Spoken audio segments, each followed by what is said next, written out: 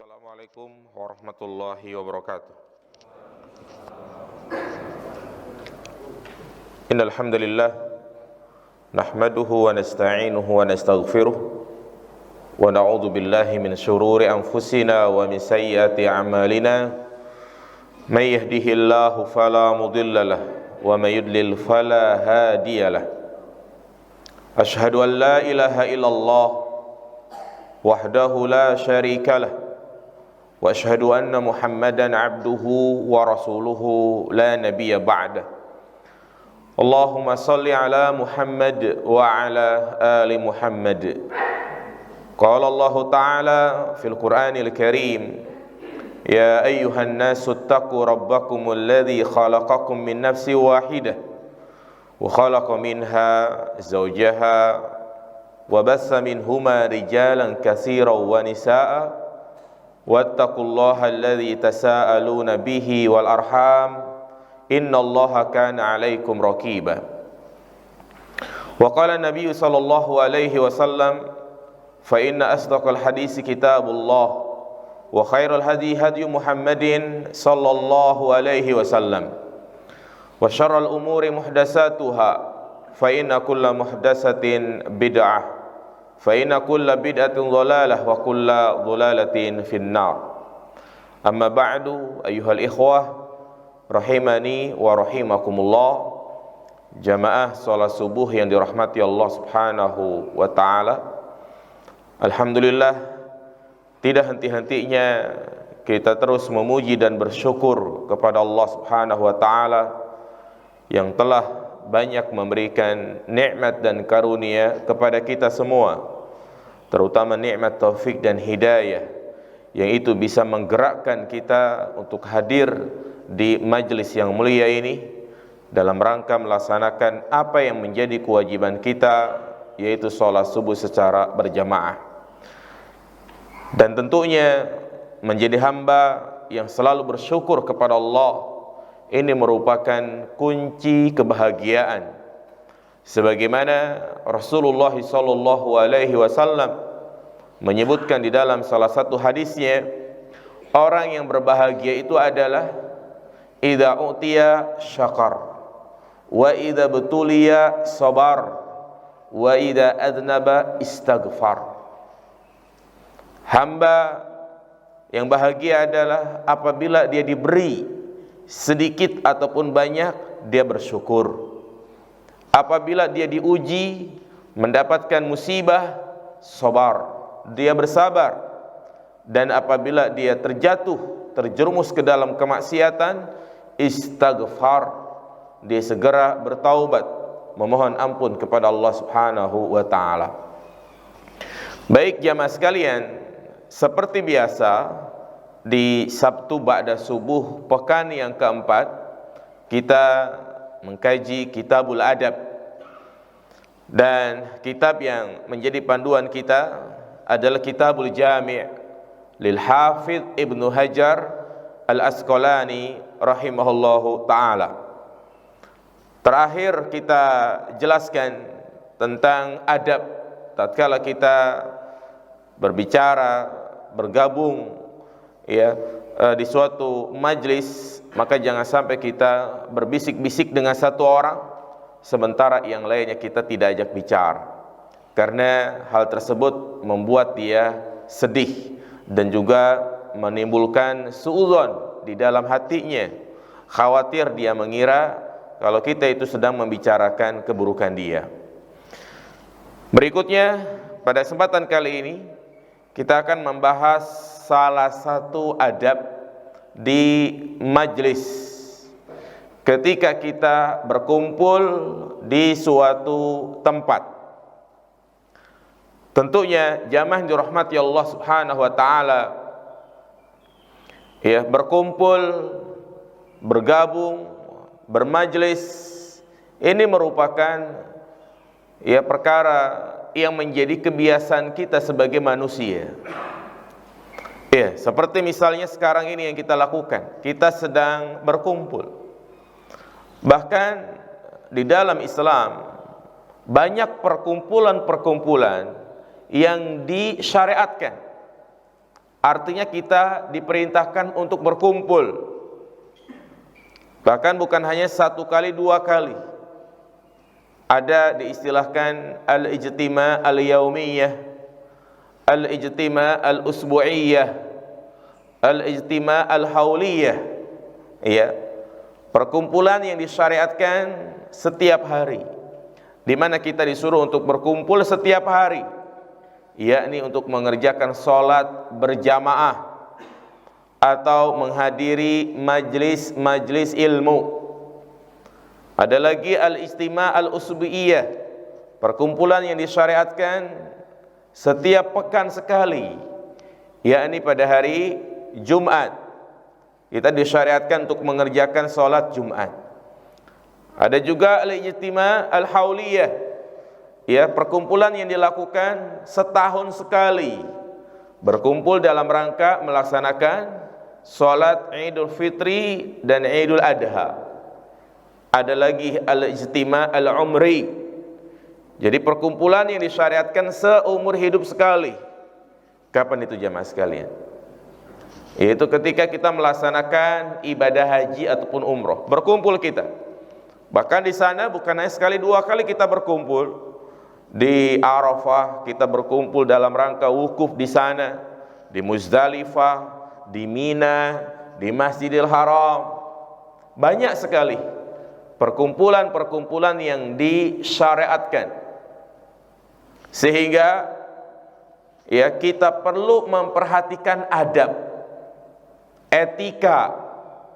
Jangan sampai ketika kita berkumpul di suatu tempat itu menyinggung perasaan orang lain, menyakiti orang lain, atau mengganggu orang lain. Itulah indahnya Islam yang mengajarkan tentang adab dan etika, bukan hanya sekedar menjelaskan tentang perkara akidah, ibadah, tapi juga di antara kesempurnaan Islam memperhatikan masalah etika, adab. Di antaranya adalah adab bermajelis. Apa kata Nabi SAW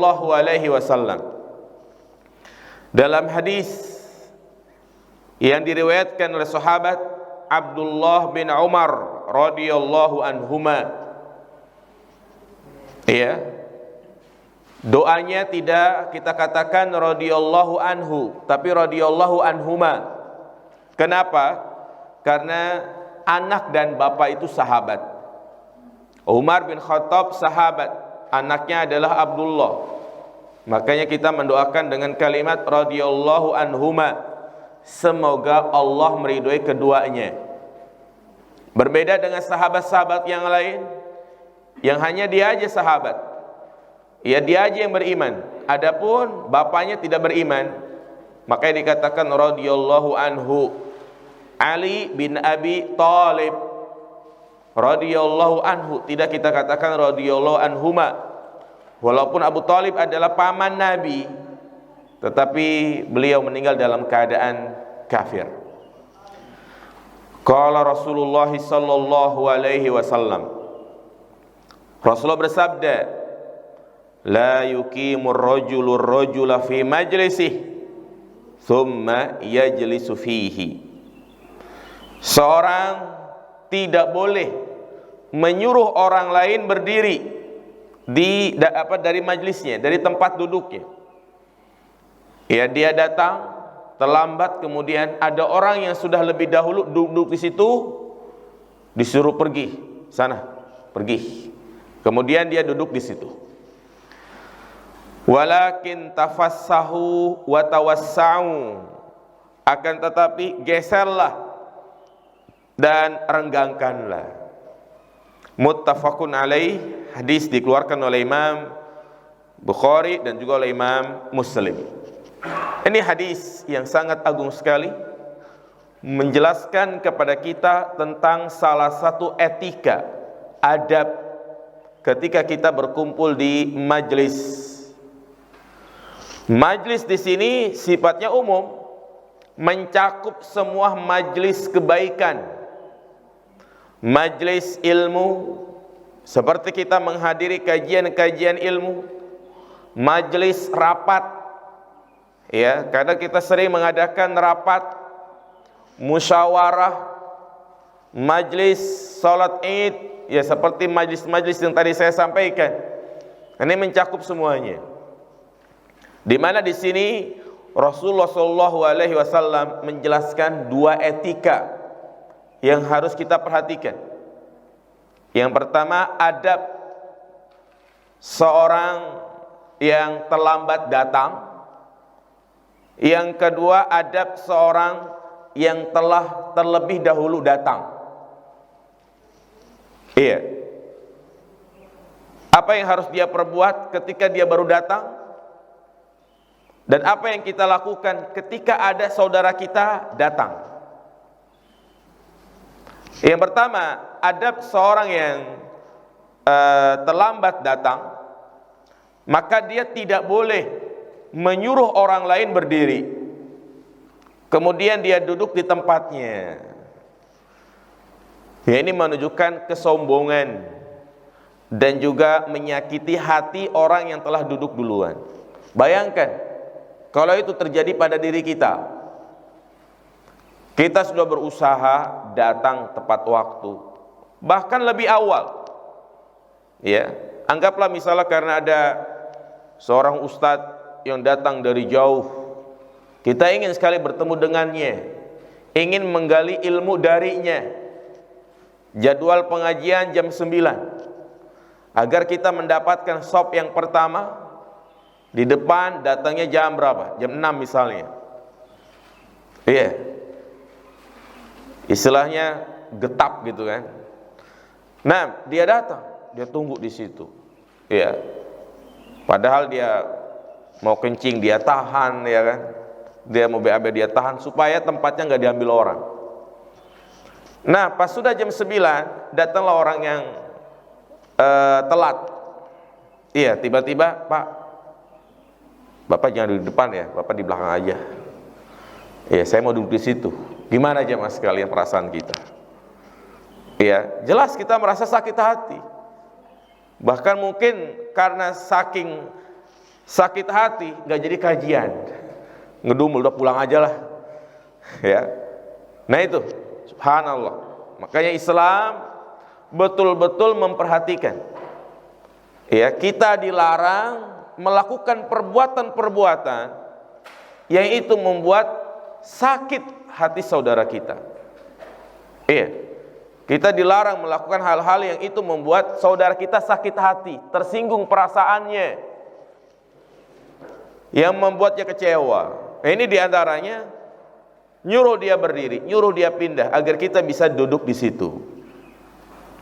Nah, atau juga ya sholat Jumat, terkadang kita datang lebih awal agar mendapatkan shop yang pertama. Karena tentunya mendapatkan shop yang pertama itu ya memiliki keutamaan yang sangat besar. Di antaranya para malaikat akan mendoakan dia. Ya, innal malaikata yusholluna ala shaffil awal. Sesungguhnya malaikat akan mendoakan, memohonkan ampun bagi orang-orang yang berada di shop yang pertama. Dia sudah datang duluan, kemudian datang orang lain ya nyuruh dia pindah. Nah, ini mencakup semuanya, siapapun dia, baik dia adalah tokoh masyarakat, baik dia mungkin ya ustadz, DKM masjid, nggak boleh. Ya, kadang karena mungkin dia adalah tokoh, karena mungkin dia adalah DKM, ya, dia merasa punya masjid gitu kan. Ada orang datang duluan, dia suruh pergi, dia mau duduk di situ. Tetap tidak diperbolehkan berdasarkan keumuman hadis ini jamaah sekalian. Iya. Makanya kalau memang kadang ada khotib datang terlambat misalnya, karena mungkin jauh, ya, maka agar tidak terjatuh ke dalam hadis ini, hendaknya diberikan tanda. Ya, misalnya biasanya ada apa itu? Ada bacaan kayak gini gitu ya, khusus khotib muazin. Ya, biar tidak dia menggeser orang lain. ya, agar tidak menyuruh orang berdiri. Jadi agar dia datang langsung duduk di tempat itu adabnya. Iya. Namun lebih bagus lagi sebenarnya, ya, memberikan pintu khusus. Makanya di sebagian masjid, ya, ketika saya ingin mengisi khutbah karena mungkin datangnya terlambat, dia tidak lewat di tengah-tengah jamaah, tapi ada pintu khusus, ya, untuk khotib. Bahkan dia tidak ikut duduk di shaf, jadi dia langsung ke kamar, mungkin dia bisa persiapan gitu kan. Nah, kalau tiba waktu sholat dia langsung memulai khutbah. Nah, karena kalau misalnya dia datang terlambat, ya, melewati shaf-shaf, itu khawatir termasuk ke dalam larangan yang lain, di mana Rasulullah SAW melarang melangkahi pundak-pundak. Ya, otomatis ketika dia berjalan ke depan, dia harus melangkahi pundak-pundak orang yang datang duluan. Begitu. Nah, ini adab yang pertama. Jadi berkaitan dengan adab seorang yang datang terlambat, dia tidak boleh menyuruh orang berdiri. Lalu bagaimana kalau memang dia baru datang? Kalau dia baru datang, sudah, dia isi shop yang masih kosong. Ya. Misalnya di shop yang ke-7, ke-8, ya sudah, dia isi di situ. Jangan ingin berusaha berada di shop yang pertama. Salah sendiri kenapa datang terlambat. Subhanallah. Ini adab yang hanya diatur di dalam Islam, jamaah sekalian. Di agama-agama yang lain nggak ada hal-hal seperti ini. Nabi-nabi mereka tidak mengajarkan. Baik. Kemudian adab yang kedua, Rasulullah mengatakan di sini, walakin tafassahu wa tawassau. Nah, ini adab seorang yang terlebih dahulu datang. Kalau kita sudah datang duluan, apa adabnya? Hendaknya dia memberikan tempat atau bergeser, ya, geser sedikit. Teman kita mau datang misalnya, ya, seperti itu jamaah sekalian, ya. Jadi jangan malah disempitin. Si fulan datang, ayo kita rapetin gitu, ya, itu nggak boleh. Jadi tawassau wa tafassahu, geser, renggangin, ya. Bahkan adab ini Allah sebutkan di dalam Al-Quran, jamaah sekalian. Dalam surat Al-Mujadilah, Allah Subhanahu wa ta'ala berfirman, ya ayyuhalladzina amanu idza qila lakum tafassahu fil majalis fafsahu yafsahillahu lakum. Wahai orang-orang yang beriman, apabila dikatakan kepada kalian, renggangkanlah, geserlah, perluaslah, ya. Kemudian mereka menggeser tempatnya dalam rangka untuk memberikan tempat kepada saudaranya, yafsahillahu lakum, maka Allah Subhanahu wa ta'ala akan memberikan kelapangan kepadanya, ya, akan memberikan kelapangan kepadanya. Perhatikan jamaah sekalian, ya, ayat ini bersifat umum, berkenaan tentang adab dalam bermajlis, adab dalam bermuamalah. Apabila kita datang duluan, maka hendaknya kita memberikan tempat bagi saudara kita yang baru datang. Demikian pula, ya, ayat ini juga bisa berkenaan dengan yang lainnya. Parkir misalnya. Kalau kita datang duluan, parkir mobil, maka jangan mengambil celah yang banyak sehingga menyulitkan orang lain untuk parkir, ya, karena kan sudah ditentukan kan garis-garisnya gitu, ya. Maka kita harus memperhatikan garis tersebut. Ya, kalau kita parkir di tengah-tengah garis, kasihan orang yang datang belakangan ingin parkir, sebab salah dia, masih ada celah. Tetapi kalau dia paksain, kena spionnya. Nah, seperti itu. Demikian pula parkir motor. Ya, intinya memberikan kelonggaran, memberikan tempat untuk saudara kita, ya, dalam semua hal. Misalnya ada saudara kita ingin membuat acara yang mana dia pakai tanah kita misalnya, ya, maka persilahkan. Jangan pelit dan jangan pula mengambil imbalan dalam kondisi tersebut. Kadang ya udah nggak apa-apa pakai, yang penting ada komisinya ya. Nah ini jangan sampai seperti itu ya. Sering kali saya sampaikan, kita disuruh untuk berusaha memberikan manfaat kepada orang lain semampu kita. Apa yang kita bisa berikan untuk saudara kita ya. Khairun nas anfa'ahum linnas, sebaik-baik manusia ya adalah orang yang banyak memberikan manfaat kepada orang lain. Baik. Dan Allah katakan di sini, yafsahillahu lakum. Allah akan memberikan kelapangan padanya. Ini keutamaannya, subhanallah. Ya, keutamaannya Allah akan memberikan kelapangan. Kelapangan dalam hal apa? Di sini Allah Subhanahu wa taala mengatakan secara umum, sehingga mencakup kelapangan di dunia dan juga kelapangan di akhirat. Kelapangan di dunia tentunya Allah Subhanahu wa taala akan melapangkan hatinya. Allah akan singkirkan dari yang namanya penyakit hasad, dengki, iri, sombong, ujub. Wallahi jamaah sekalian, seorang yang hatinya tertimpa penyakit hasad, hidupnya itu sempit. Walaupun dia memiliki segala-galanya. Iya, demikian pula orang yang benci kepada orang lain, maka hatinya itu sempit. Makanya ketika dia justru malah merapatkan barisan, merapatkan majelis, itu pada hakikatnya hatinya itu sedang ditimpa kesempitan. Iya, dan pasti akan terjadi terus-menerus. Iya, ketika orang yang dia benci tersebut dia lihat di luar mendapatkan kebahagiaan, kesenangan, hatinya pun akan menjadi apa? Sempit. Iya, jangan jauh-jauh misalnya dia sengaja untuk menyempitkan, ternyata di sebelah kanan ada temannya yang ngasih tempat, maka dia pun ya merasa hatinya sempit lagi. Iya, saya udah berusaha untuk nyempitin, malah dia ngasih jalan gitu kan. Baik, nah ini yafsahillahu lakum, Allah akan memberikan kelapangan di dunia. Masalah jalan juga jamaah sekalian, iya, kadang kita punya tanah lebih.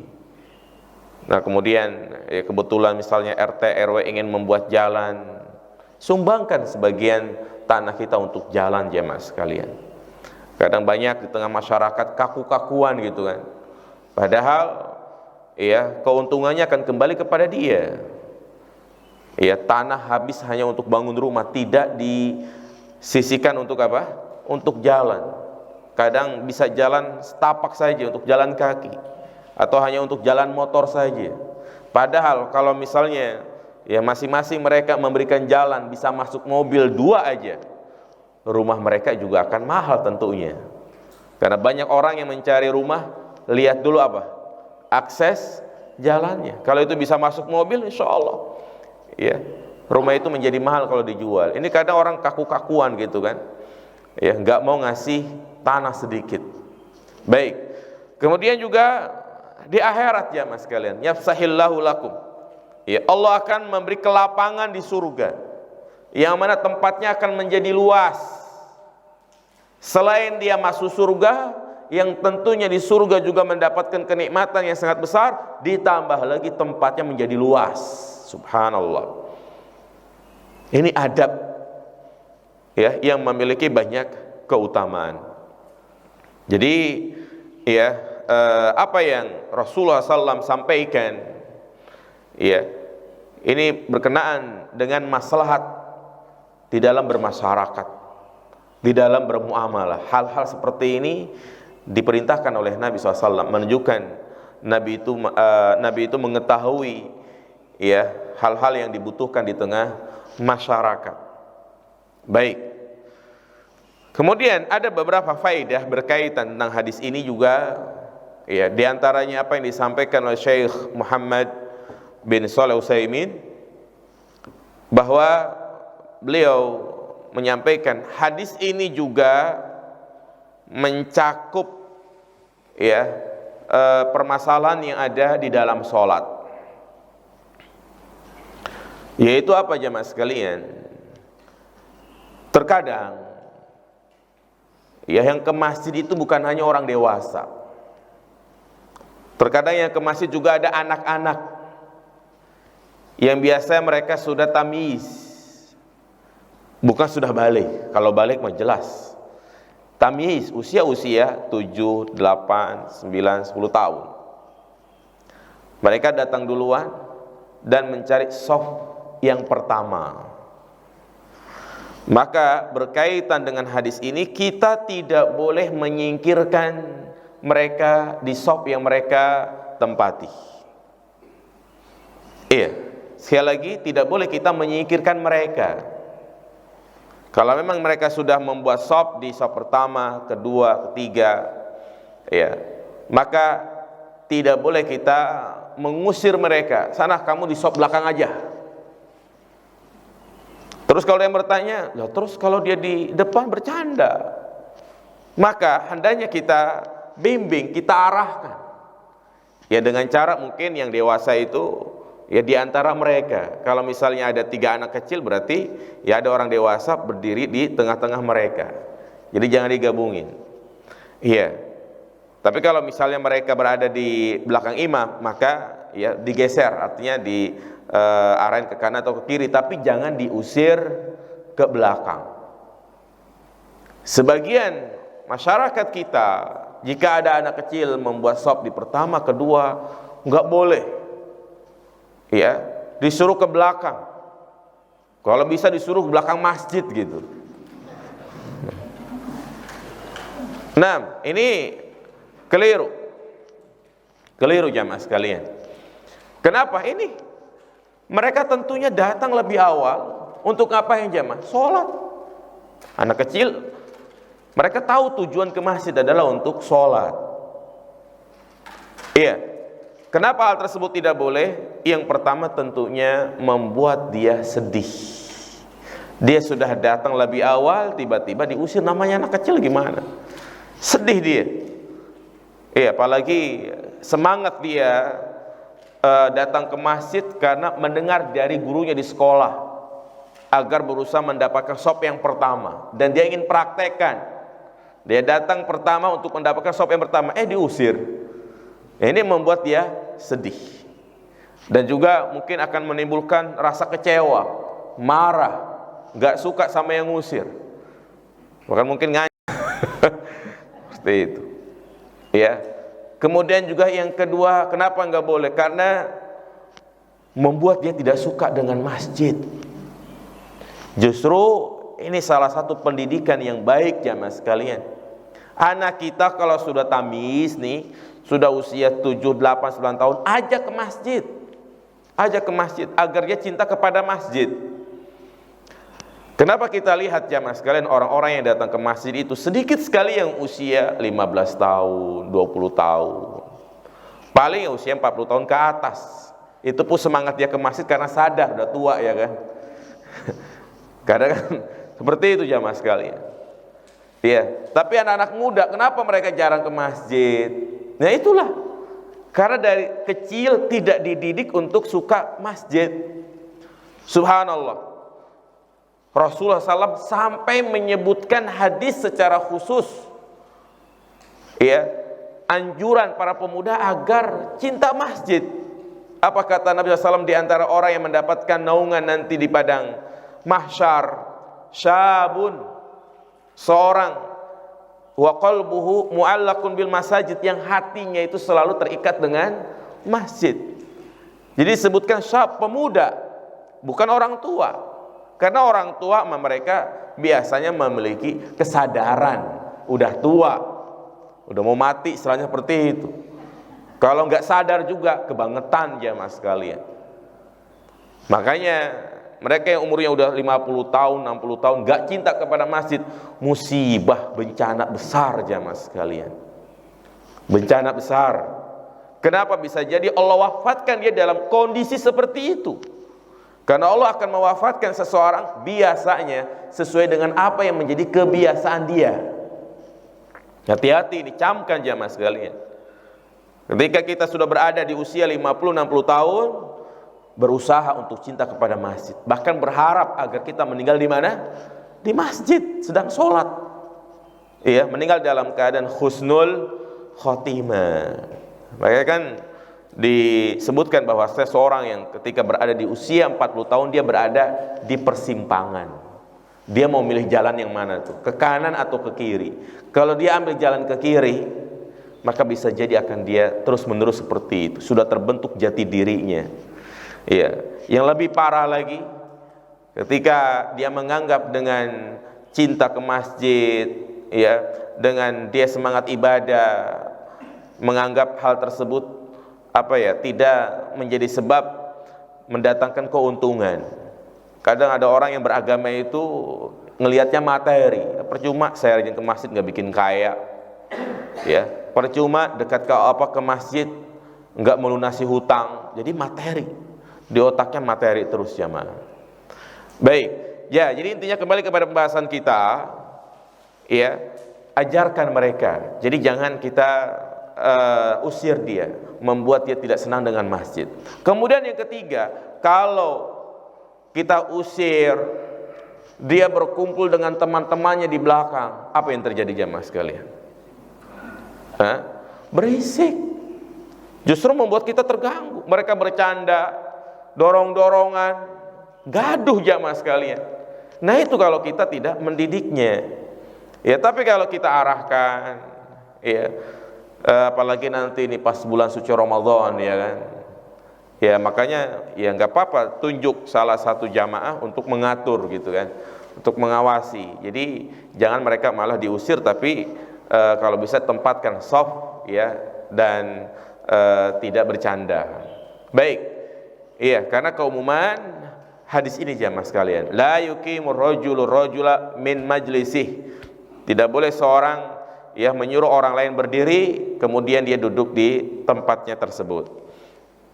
Baik, hadis ini juga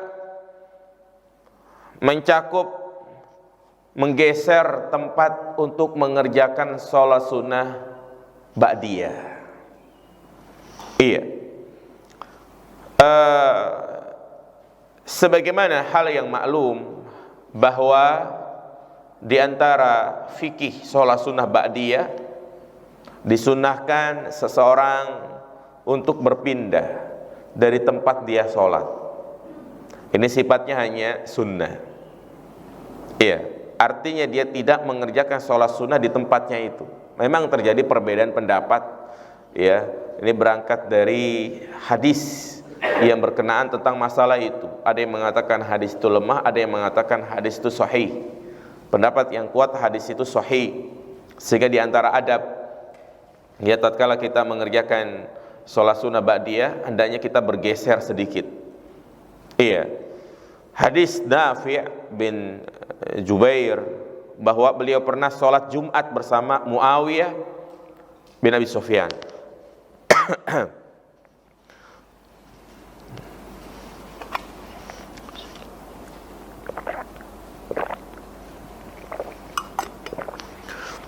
Nah, setelah salam, Nafi' langsung melaksanakan sholat sunnah,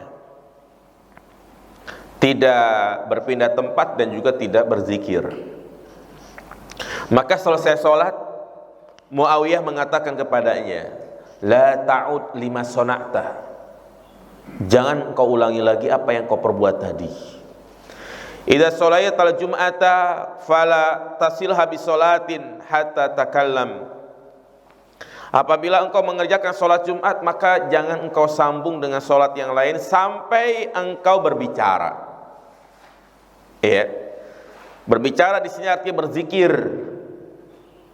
Jadi adabnya, kalau kita mengerjakan sholat wajib, selesai salam, assalamualaikum warahmatullah, assalamualaikum warahmatullah, itu jangan langsung berdiri, tapi zikir dulu. 6. Au takharaj, atau engkau keluar, fa inna nabiyya sallallahu alaihi wasallam amara bidzalik alla tuwasila salatun bi salatin hatta yatakallam au yakhruj, jangan engkau menyambung salat dengan salat sampai engkau berbicara atau keluar. Demikian pula Nabi menyebutkan dalam hadis yang lain, ayat jisu ahadukum ay yataqaddama au yata'akhkhar au an yamini, ya, apakah kalian tidak tidak mampu untuk maju ke depan atau ke samping atau bergeser, ya, yani fi subha, yani ketika mengerjakan sholat sunnah. Demikian pula riwayat yang lain, ya, di antara sahabat Ibnu Abbas, Ibnu Zubair, Abu Sa'id Al-Khudri, Ibnu Umar mengatakan, la yatatawwa hatta yatahawwala min makanihi alladhi shalla fihi al-fariḍah. Janganlah dia mengerjakan sholat sunnah sampai dia berpindah dari tempatnya yang dia sholat di tempat tersebut. Baik, jadi ya, sunnahnya ketika kita selesai mengerjakan sholat fardu dan hendak mengerjakan sholat sunnah, hendaknya bergeser, ya, hendaknya bergeser ke belakang, ke samping, atau maju. Begitu, ini pun jika memungkinkan. Makanya berkaitan dengan hadis yang sedang kita bahas, kalau memang kita belum selesai berzikir dan saudara kita ingin mengerjakan sholat, nggak apa-apa kita agak bergeser, ya, kita mundur ke belakang agar dia bisa sholat di tempat yang lain. Seperti itu maksudnya, ya. Tapi ini sifatnya ya sunnah, tidak wajib. Artinya kalau tidak memungkinkan untuk bergeser, maka tidak mengapa dia sholat di situ, ya, nggak apa-apa. Dan jangan ini malah dia nyuruh, Pak geseran Pak, geseran Pak. Kenapa emang Pak? Saya mau sholat sunnah. Ya, nggak perlu nyuruh orang untuk bergeser. Ini khawatir termasuk dalam hadis ini juga. Ya udah, kecuali kalau memang ada yang bergeser sendiri, ya maka itu tidak mengapa. Baik jamaah sekalian. Nah, dalam hadis ini kan jelas ya, yaitu yang dilarang adalah kita menyuruh orang untuk berdiri kemudian kita duduk di situ. Yang menjadi pertanyaan, bagaimana kalau orang tersebut yang bangkit? Kita datang nih, ya, kita lagi celangak-celinguk, mana yang kosong ya? Tiba-tiba orang di shop yang pertama atau di depan berdiri, Pak, monggo Pak, sini Pak, sini Pak, sini. Dia malah pergi. Nah itu gimana jamaah sekalian? Iya, boleh nggak kita duduk di situ? Kalau dijelaskan dalam hadis ini kan jelas ya, artinya kita yang menyuruh dia untuk berdiri. Nah ini permasalahan, dia malah yang pergi nyuruh kita duduk di situ. Ini dibahas oleh para ulama. Lakin law qaumal qaidu min mahalihi li ghairihi, ya, bagaimana kalau orang itu bangkit dari tempatnya, ya, dan dia menyuruh kita untuk di tempat tersebut, fa zahirul hadis jawaz. Kalau kita melihat zahir dari hadis ini itu diperbolehkan. Yang enggak boleh itu nyuruh berdiri. Tapi kalau dia melakukan itu ya atas kemauannya sendiri, ya, atau mungkin karena dia ada hajat atau ada yang lain, atau mungkin dia saya ngantuk, kalau di depan malu ntar lihat ustadz, ya kan, akhirnya dia lebih memilih di belakang. Sebenarnya tindakan yang salah ya, justru agar dia berusaha di mana, di depan, biar gak ngantuk. Kalau dia pindah ke belakang pasti apa? Tidur, apalagi senderan tiang ya, tembok. Nah, baik, jadi boleh. Kalau dia mengatakan, bagaimana dengan hadis Ibnu Umar yang lain, annau kana la yaqbalu annau kana idza qama lahu rajulun an majlisi lam yajlis fihi. Ya, Ibnu Umar, ya, dia enggak mau duduk di tempat tersebut padahal sudah dipersilahkan, padahal orang itu sudah pergi. Maka Ibnu Umar melakukan hal seperti itu, wa hadza mahmulun bi Ibnu Umar annahu kana la yaqbalu isar tawarruan li'annahu yahsha anna alladhi asaruhu kana mustahiyan wa lam tatib nafsuhu. Ya. Jadi Ibnu Umar mengapa dia menolak? Karena dia khawatir, ya, dia itu melakukan hal tersebut karena tidak enak. Ya, maka ini satu kaidah penting jamaah sekalian. Hendaknya kita menolak ajakan orang kalau dia menawari kita atas dasar apa? Enggak enak. Iya, kecuali setelah kita yakin dia menawari kita benar-benar dari hatinya. Apalagi kita orang Indonesia. Ya kan? Orang Indonesia itu punya sifat apa? Enggak enakan. Ya, kadang nawarin cuman basa-basi, ya kan? Contoh misalnya, ya ini sering gitu kan. Kita lewat di depan rumah saudara kita atau teman kita yang lagi nongkrong gitu kan, lagi nyapu. Nawarin, "Pak, mampir, Pak." Ini nawarin beneran atau nawarin karena gak enak ya, mah? Biasanya kita lihat gitu kan, wah kita lihat dia lagi sibuk gitu kan. Nah berarti ini ya dia nggak enak mau negur apa gitu kan. Nawarin mampir karena ada rasa nggak enak. Maka jangan mampir jamaah sekalian. Jangan mampir.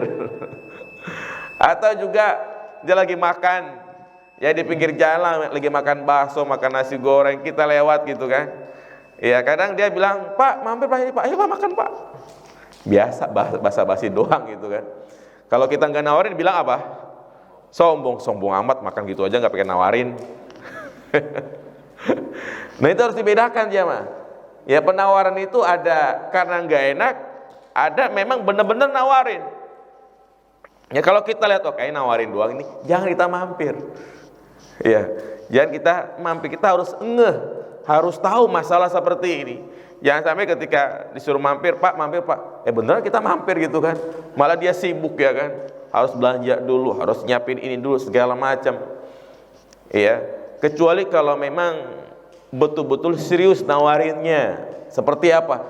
Kita gajang ditarik tangan kita, "Ayo Pak, mampir Pak, makan dulu Pak. Kebetulan ada duren nih dari kampung," gitu kan. Iya.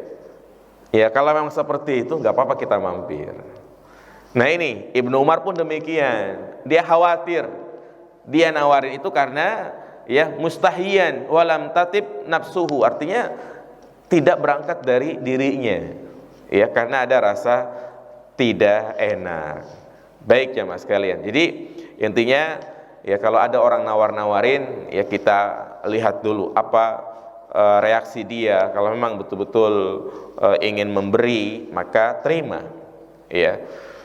Baik, jadi itu ya, kalau memang orang tersebut betul-betul mempersilahkan kita duduk, ya maka tidak masalah kita duduk di situ.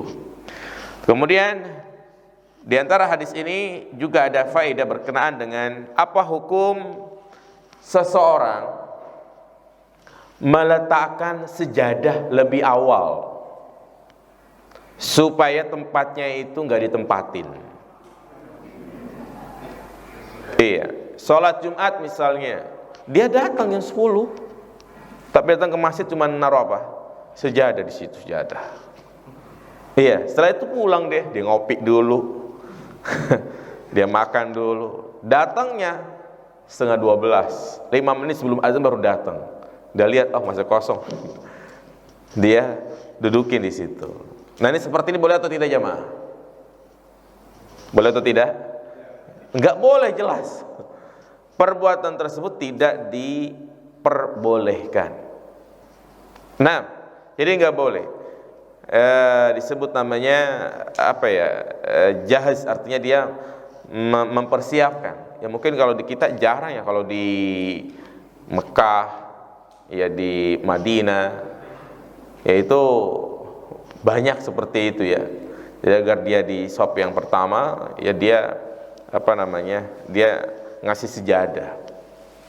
Mungkin yang pernah Ramadan di sana gitu kan, kadang kita nyari tempat susah, bukan karena kosong, tapi udah banyak yang ngasih sejadah matopin. Iya, apalagi kalau sudah etikaf itu kan susah jamaah sekalian. Nah ternyata kita sholat di sampingnya tuh tempat kosong terus. Itu yang buat kita kesel gitu kan. Ini orangnya kemana gitu kan. Iya, dia keluar tapi nggak balik-balik, mungkin dia tidur malah di hotel atau gimana gitu kan. Ya makanya sebagian tugas-tugas pembersih di sana, ya udah digeser-geserin tuh, kumpulin. Ya memang ya nggak boleh seperti itu, ya nggak boleh. Nah ini sama saja menghalangi orang yang datang lebih awal. Iya, menghalangi orang yang datang lebih awal. Perbuatan tersebut tidak diperbolehkan. Nah, bagaimana sholatnya jamaah sekalian? Bahkan para ulama membahasnya. Bagaimana sholatnya dia di sejadah tersebut? Ada yang mengatakan tidak sah, ada yang mengatakan dia sah tapi dia berdosa. Baik, jadi itu berkenaan tentang adab di majlis. Iya, makanya dari adab ini dapat kita ambil suatu faedah secara umum.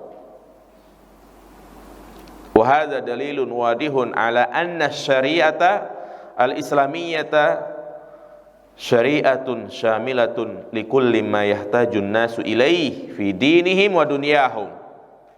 Haitsu ja'at bihadhihi al-adabil karimah wal akhlaq al-'aliyah allati hiya kafilatun bi insya'il mujtama' fadilan mu'addab bi adabil Islam. Wallahu taala alam. Ya, hadis ini menunjukkan kepada kita bahwasanya syariat Islam itu bersifat menyeluruh, syamilah, yang menjelaskan tentang perkara-perkara yang dibutuhkan oleh manusia, baik dalam urusan agama maupun dalam urusan dunia. Jadi betul-betul menjaga maslahat hidup manusia. Maka bersyukurlah Allah takdirkan kita berada di atas Islam, karena kalau ya manusia yang ada di muka bumi ini betul-betul menjalankan syariat Islam, berpegang teguh dengan ajaran Islam, maka tidak ada yang namanya kesenjangan sosial, tidak ada yang dirugikan, dizolimi.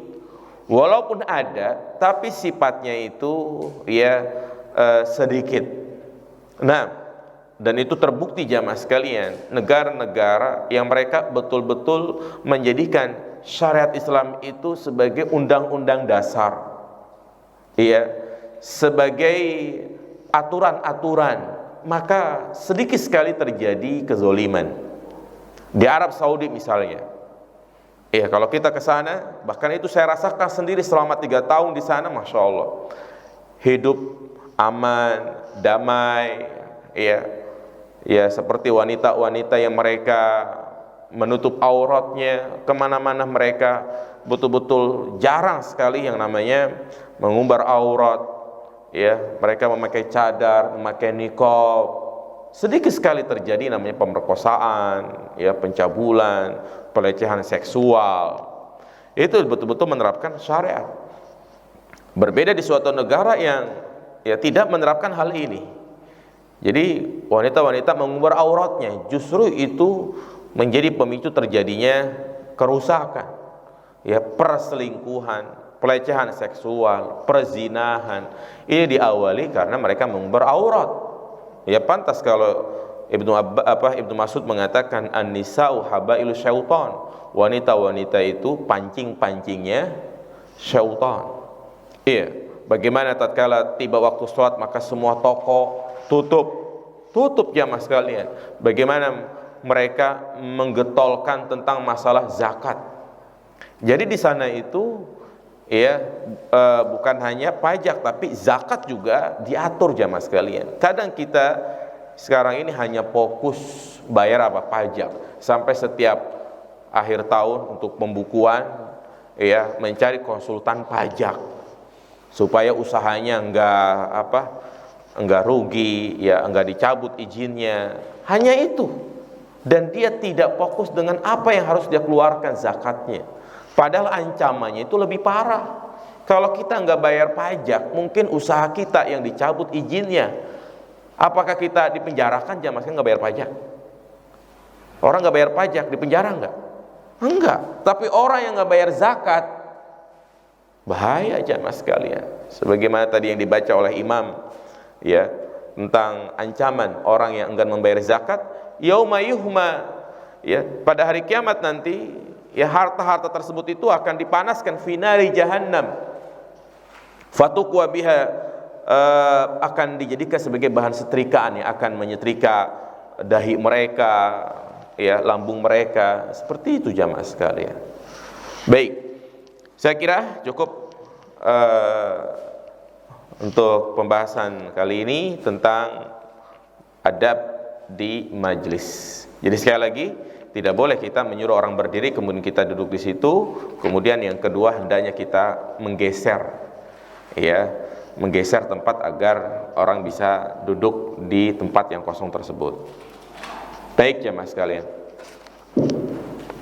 Baik, ya, tadi materinya sedikit tapi banyak, tidak terasa. Nah, Jangan mengelak. Baik Bapak Ibu, untuk ada yang dipertanyakan silakan mengumpulkan kertas pertanyaannya. Ya, nanti langsung bisa dapat bicara terus ya. Ibu ada.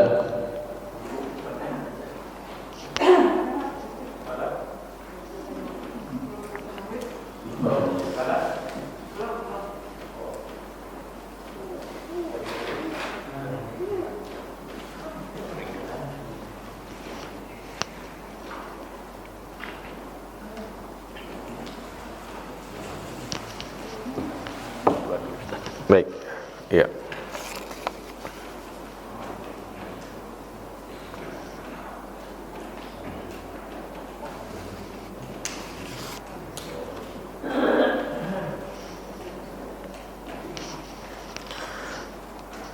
Bagaimana hukum orang yang sholat?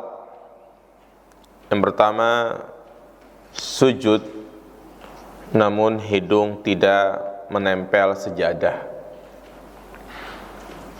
Yang kedua, masbuk yang tidak takbir tapi langsung sujud.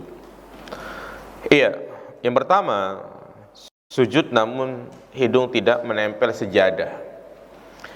Perlu kita ketahui jamaah sekalian, ya, bahwa anggota sujud itu ada 7. Yang pertama, jidat, kening, dan Nabi memberikan isyarat, termasuk juga apa? Hidung. Begitu. Kemudian yang kedua, kedua telapak tangan, ya, berarti kan udah 1, 2, 3. Lutut, ya, 4, 5. Kemudian jari-jari kaki, ya, 6, 7. Berarti 7 anggota sujud yang harus menempel ke sejadah atau ke lantai. Nah, tentang masalah hidung, nah di sini para ulama berselisih pendapat. Ada yang mengatakan, ya, bahwa harus nempel. Kalau tidak nempel berarti sujudnya tidak sah. Iya. Pendapat yang kedua mengatakan, ya, itu sifatnya hanya anjuran. Artinya kalau orang sujud tidak menempelkan hidung, maka tetap dianggap sah. Maka al-ihtiyat, lebih berhati-hati, kita berusaha untuk tetap menempelkan hidung. Memang hidung kita enggak seperti hidung orang Arab, ya.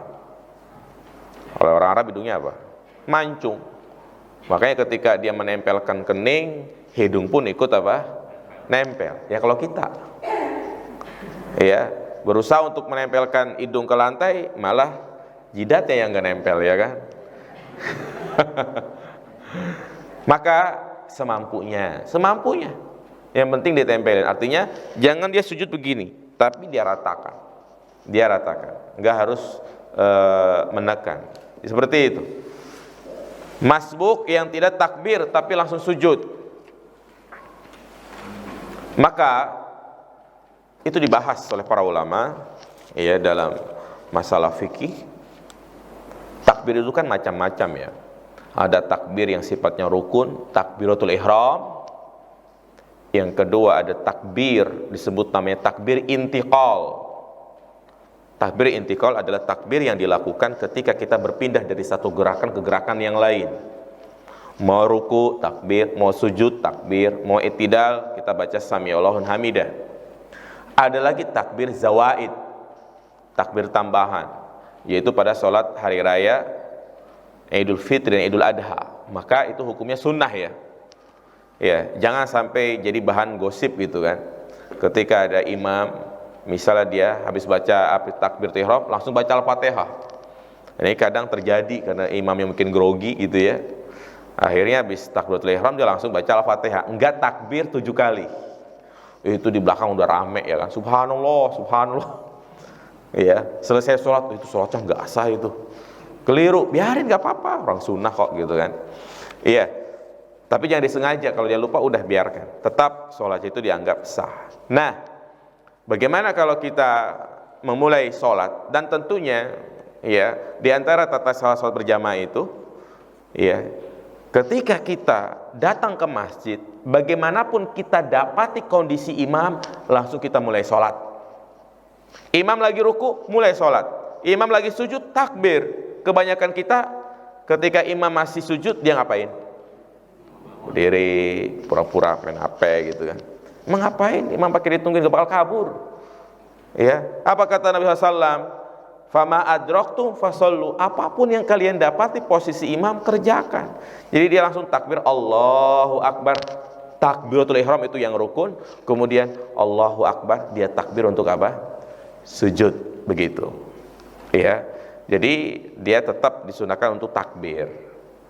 Tapi kalau misalnya posisi ruku jika tidak memungkinkan ya agar dia bisa mendapati rakaat bersama imam, maka cukup takbiratul ihram saja. Allahu Akbar, langsung dia ruku. Ya, tapi sunnahnya itu tetap dia takbir. Takbir pertama takbiratul ihram, yang kedua takbir apa? Takbir intiqal. Bolehkah DKM menyiapkan tempat untuk tokoh pembesar di shop pertama walaupun dia datang terlambat? Maka dilihat dulu jamaah sekalian, tokohnya itu seperti apa? Apa masalah dia? Apa sumbangsi dia? Jika memang dia adalah seorang pemimpin, presiden, camat, bupati, ya, yang tentunya dia ada maslahat, ya, mungkin untuk bertemu dengan jamaahnya, ingin menyampaikan sesuatu, ya, karena ada keperluan, mungkin dia ingin menyumbangkan hartanya, silahkan, nggak apa-apa, boleh, ya, diperbolehkan, iya. Tapi kalau sekiranya itu adalah tokoh yang tidak ada ya sumbangsi gitu kan, maka jangan. Kembali kepada hukum asal tadi, kita tidak boleh mematok tempat untuk kita. Ya, dilihat tokohnya itu seperti apa perannya di tengah-tengah masyarakat. Wallahu a'lam. Bagaimana memotivasi diri sendiri ya dalam menuntut ilmu dan juga semangat menuntut ilmu kepada keluarga, terutama anak-anak. Iya, yang terpenting dan yang paling penting adalah jamaah sekalian berusaha untuk menerapkan ilmu di tengah keluarga kita. Hadirkan nuansa-nuansa Islami. Iya, kalau anak kita pengen cinta Al-Quran, maka kitalah yang menjadi suri tauladan yang pertama. Karena ini termasuk prinsip-prinsip dalam mendidik jamaah sekalian. Prinsip-prinsip dalam mendidik diantaranya adalah itu. Dia harus menjadi contoh bagi anak-anaknya. Harus menjadi guru di rumahnya. Ya. Jadi berusaha untuk menghadirkan nuansa Islami. Bagaimana? Ya misalnya, ya kalau pengen anaknya cinta ke masjid, ajak ke masjid. Kemudian ajak untuk menghadiri kajian. Ya, agar dia cinta kepada masjid pokoknya, walaupun dia di masjid kadang mungkin nggak fokus, dia mungkin main sama teman-temannya, nggak masalah, daripada kita tinggal dia main sama orang yang nggak benar gitu kan. Iya, kalau kita bebaskan anak-anak kita main sama orang kampung, sama orang yang nggak, ya kadang dia pulang bawa bahasa baru jamaah sekalian. Dan itu anak-anak sangat mudah mencontoh, ya.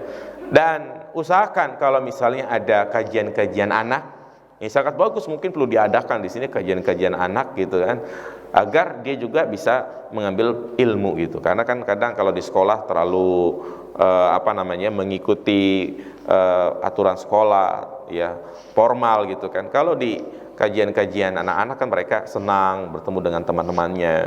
Kemudian juga kita hindari yang namanya virus-virus yang itu bisa merusak keluarga kita. Ya diantaranya adalah televisi jamaah sekalian. Makanya kalau saya sarankan, kalau bisa ya nggak usahlah kita punya televisi, gitu kan. Nggak apa-apa ada televisi, tapi channel-channelnya diganti. Ya selama masih ada channel Indosiar, RCTI, apalagi MSCTV gitu kan, maka sama saja dia sedang mengembangbiakan virus. Orang kita kebiasaannya kalau pada Isya udah nongkrong di televisi ya kan, nonton sinetron. Jangan harap kalau anaknya itu menjadi baik kalau tontonannya adalah itu. Ya, karena sekarang televisi itu kayaknya kalau di rumah nggak punya TV gimana gitu rasanya gitu ya. Kadang ketinggalan berita lah, gampang jamaah sekalian. Demikian pula wifi ya di rumah itu harus betul-betul difilter ya. Dan kita harus patut curiga jamaah sekalian kalau misalnya anak kita 24 jam di kamar terus internetan. Curiga apa coba yang dia buka coba? Iya, nah ini zaman sekarang ini kita harus menanamkan suzon kepada anak jamaah sekalian. Iya, jangan terlalu percaya. Karena ya Allah banyak terjadi. Baru kemarin ada salah satu jamaah saya di Pasar Kemis ya, Kota Bumi datang. Nangis datang gitu kan. Ternyata ya dia salah dalam mendidik keluarga. Sebenarnya udah benar, yaitu menyuruh anaknya ke masjid, sholat berjamaah. Nah, tapi dia nggak curiga, anaknya itu nggak langsung pulang. Jadi waktunya itu sebenarnya cuma 1-2 jam. Jadi zuhur ke masjid, pulang baru jam 2. Nah, ketika ditanya dari mana kamu, ya tadi main sama kakak, gitu kan. Iya. Ternyata, iya dia baru tahu kalau ternyata anaknya itu disodomi jamaah sekalian. Iya, itu baru terbongkar. Nah ini artinya dalam hal seperti ini orang tua harus peka. Ya harus peka ketika anaknya main kemana, mainnya sama siapa gitu kan.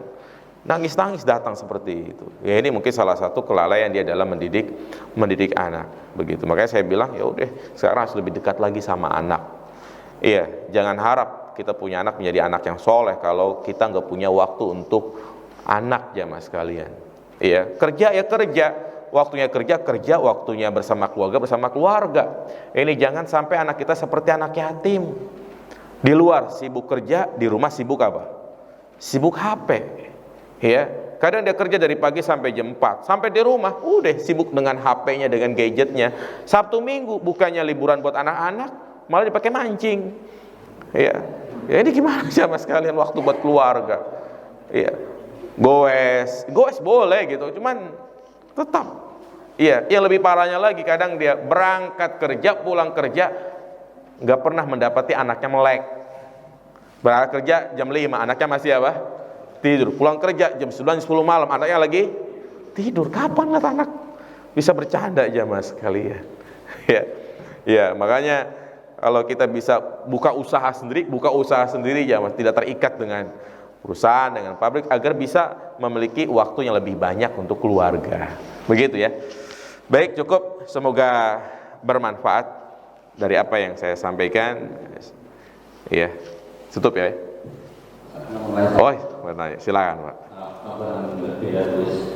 Ini kan kalau sholat Jumat itu kan tadi saya bilang ada di masjid itu kita tidak boleh melewati itu orang. Nah, atau minta orang pindah. Kita sholatnya pada di tengahnya tertutup, depannya kosong. Kalau dia suruh geser ke depan, kita dulu. baik. Atau kita loncat ya. Gitu lah. Nah, maka yang pertama ya tentunya bagi DKM untuk selalu mengarahkan kepada jamaah yang baru datang, mohon untuk mengisi shop yang kosong. Itu yang pertama ya, agar jangan sampai shop yang di belakang udah penuh, yang di depan masih kosong. Nah, bagaimana kalau kita mendapati kenyataan seperti itu, shop yang depan masih kosong sementara yang belakang udah penuh? Ya, boleh nggak kita melangkahi pundak-pundak? Ya, maka ya sebisa mungkin untuk tidak melangkahi, sebisa mungkin untuk menggeser. Pertama kita cari yang masih kosong. Ya, yang kedua adalah kalau memang kita harus melangkahi pundak, ya kita permisi dulu. Seperti itu Pak. Karena memang ya diantara adabnya adalah kita tidak boleh melangkahi pundak orang gitu ya. Karena kayak kita sendiri kalau kita lagi duduk kemudian pundak kita dilangkai, berarti dia nggak apa ini? Nggak sopan gitu kan, nggak sopan. Ya jadi boleh Pak. Ya, tetap kita memperhatikan adab, hindari jangan sampai ada kita melewati orang yang sedang sholat begitu kan. Ya, agar bisa mengisi sop yang terdepan. Baik. Sini ada pertanyaan terakhir. Saat ini di masjid ada yang belum dibeli karpet, sehingga jamaah membawa sejadah masing-masing, tapi alhasil sop menjadi tidak rapat. Rasanya sungkan menginjak sejadah sebelah supaya rapat sop. Beberapa orang mengaku belum nyaman rapat sop karena pandemi. Sebagaimana harusnya bersikap seperti itu Ustaz? Iya. Jadi ya sebenarnya yang wajib adalah merapatkan sop gitu kan. Iya, merapatkan sop. Walaupun dia membawa sejadah masing-masing. Nah, makanya supaya sopnya itu rapat, sejadahnya jangan lebar-lebar. Ini dia bawa karpet 2 meter sendirian dia. Iya. Dan begitu jam sekarang, artinya sejadahnya jangan lebar-lebar sehingga dia berdiri di antara ujung sejadahnya. Nah, kalau memang itu sudah ada gitu kan nggak mungkin bila jadi udah berusaha untuk tidak menghilangkan rasa tidak enak itu, nggak apa-apa kita merapatkan. Iya. Dan bagaimana kalau misalnya sekarang kita masih sungkan gitu kan untuk merapatkan sop? Ya insya Allah jamaah sekalian, karena kan kita merenggangkan sop karena ada suatu masalah, artinya karena khawatir tertular COVID gitu kan. Kalau memang sudah dipastikan COVID itu sudah tidak ada, ya udah kembali ke seperti semula. Seperti sekarang alhamdulillah udah pakai karpet gitu kan. Berusaha untuk merapatkan soft, ya. Jadi kaki ketemu kaki, pundak ketemu pundak. Risih. Ya ini perintah Nabi jamaah sekalian, perintah Nabi. Ya bahkan Nabi menyebutkan kalau ada soft yang renggang berarti itu tempatnya siapa? Setan. Ya nggak boleh, dan kita jangan memberikan tempat untuk setan. Jangan malah dibalik, renggangin aja biar setan ikut sholat bersama kita. Ya ini kan orang liberal kayak ini itu ya. Nah, iya, dan ya mudah-mudahan pandemi segera berlalu. Saya dengar-dengar udah makin meningkat lagi nih ya. Ya semoga nggak ada PPKM lagi lah. Ya. Nah, cukup ya.